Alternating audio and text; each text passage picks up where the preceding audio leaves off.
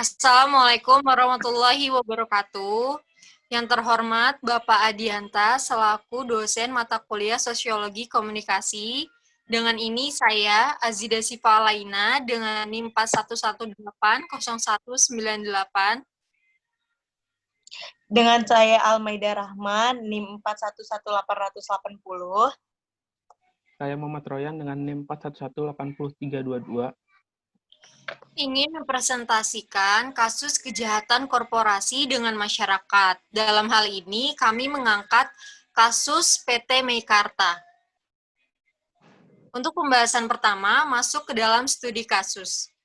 Pembangunan bertujuan untuk menciptakan kemakmuran dan kesejahteraan rakyat. Oleh karena itu, hasil-hasil pembangunan harus dapat dinikmati seluruh rakyat sebagai peningkatan kesejahteraan lahir dan batin secara adil dan merata.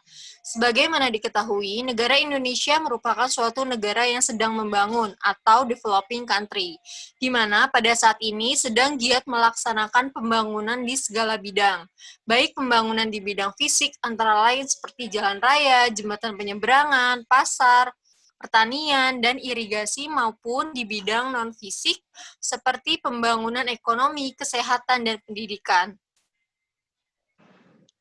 Beberapa tahun terakhir ini, perkembangan pembangunan perumahan yang terdapat di kota-kota besar dalam bentuk rumah susun komersial seperti apartemen memang terjadi peningkatan yang cepat dan persaingan yang sangat ketat untuk menarik konsumen.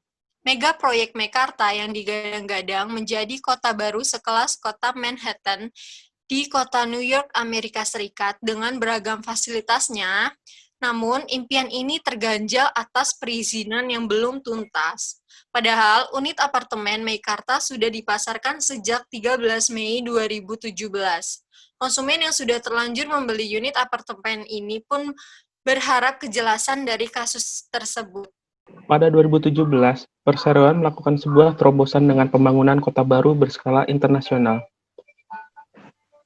yaitu Meikarta. Pembangunan kota ini merupakan proyek investasi terbesar yang dilakukan oleh Lipo Group selama 67 tahun sejarah berdirinya grup ini. Proyek kota baru Meikarta di Cikarang, Jawa Barat, yang digagas oleh Lipo Group sesungguhnya bukan proyek yang benar-benar baru, sebab grand design kota yang luasnya 2.200 hektar itu sudah dirancang sejak tahun 2014. Lahannya memang sudah menjadi kawasan industri terpadu milik Lipo Group. Meikarta menjadi proyek internasional dengan melibatkan banyak mitra investor ternama dari Jepang, Taiwan, Hong Kong, dan Singapura, dan Qatar. Nilai investasi proyek ini ditaksir mencapai 278 triliun rupiah. Perkembangan proyek kasus Meikarta kembali menjadi perbincangan dengan perhatian masyarakat tentang kasus suap izin pembangunan Meikarta pada dasarkan hasil identifikasi KPK terbaru dalam proses kasus suap Meikarta di antara lain izin pemanfaatan pembangunan tanah, 2.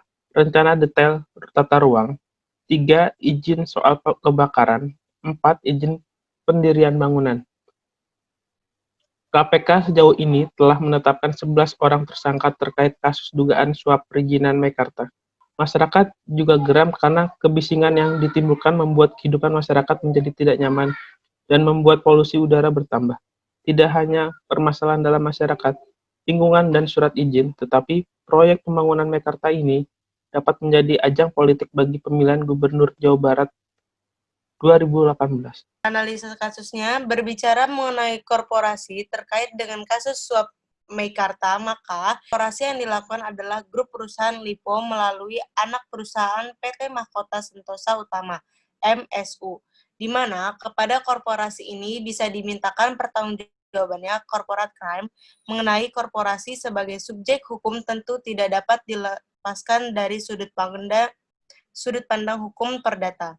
Karena pada awalnya hukum perdata yang banyak berhubungan dengan masalah korporasi sebagai subjek hukum.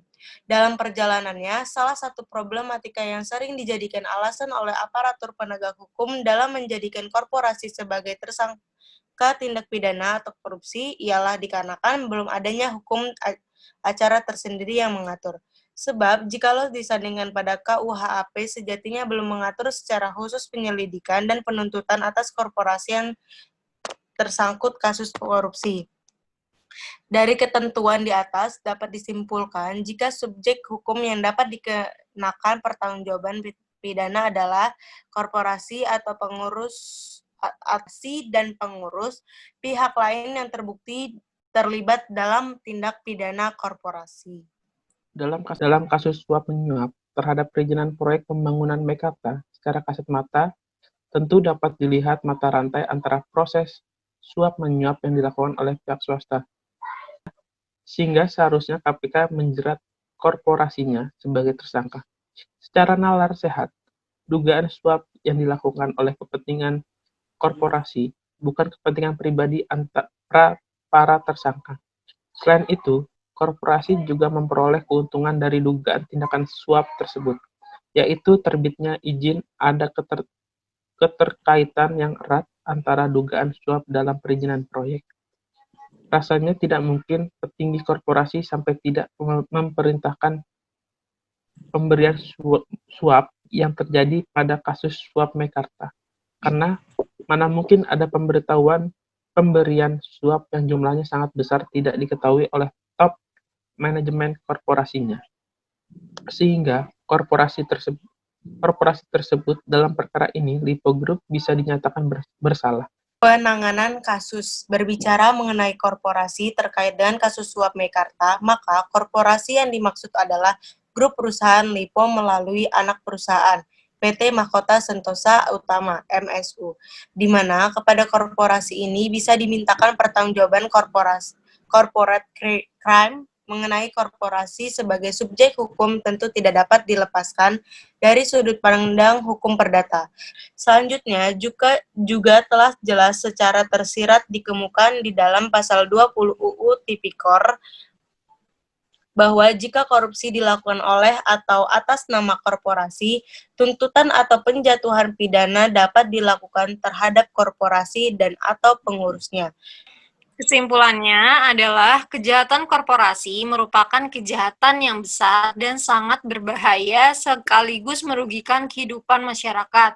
Kendatipun di pihak lain ia juga memberi kemanfaatan bagi kehidupan masyarakat dan negara.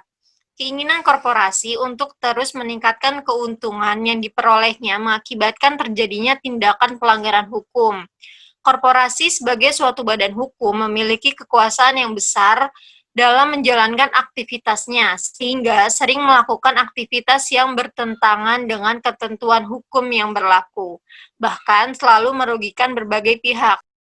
Berarti sudah jelas bahwa kasus dari PT Meikarta tersebut sangat merugikan masyarakat maupun merugikan dari Dinas Jawa Barat itu sendiri. Sarannya yaitu untuk mencegah terjadinya kejahatan korporasi perlu diadakan aturan yang tegas baik berupa collective self-regulation maupun individualist self-regulation. Dengan demikian, cara yang paling baik untuk melawan kejahatan korporasi adalah dengan mencegahnya sebelum terjadi, yang dapat dilakukan dengan adanya individualist self-regulation, di mana setiap perusahaan bertanggung jawab atas kebijakan mereka sendiri. Sekian presentasi dari kelompok kami.